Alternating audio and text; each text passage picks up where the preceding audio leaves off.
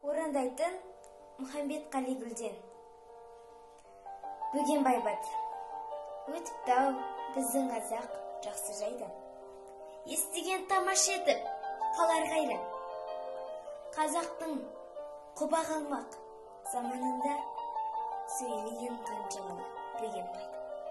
Өтіпті қанжығалы қарт Бөгенбай. Мекені көшіп қонған шет қорадай. Қазақпен қалмақ айтыс қылған кезде әкесі әруақ қонған Ермаянмен.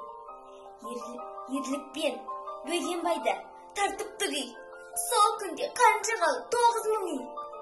Қасында жолдас болған ерлеріне төскендей шабындыдан қылыпты сый.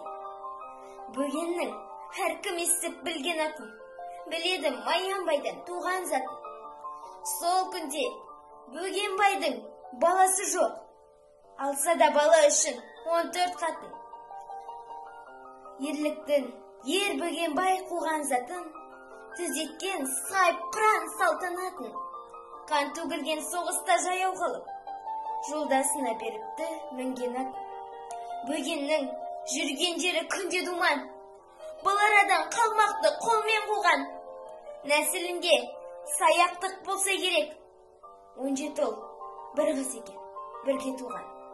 Қазаққа үлгі болған Бөген қарты, ерлердің бола бермес мұндай арты. Әкесі Маян өлген күндерінде бар екен еркек кіндік 96. Жасында 76 дүние салған, әркімді жазметер мына жалған. Ешбір ханға бағынбай Бөген батыр, жеке жол қанжығаға өзі салған. Маянның атасының аты егіз, дәулеті мал байлығы ұшан теңіз. Жайлауы көкше қияқ деген жерде, көшуі бір айшылық естісеңіз.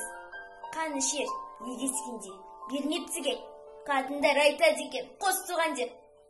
Баласы Маянбайдың жауғаттанса, қалмапты еркек кінді қылқұйрық деп. Елінде билеп жүрген екі төре, Мәйекең өсіріпті ерік бере. Дәулеті олардың да асқан екен.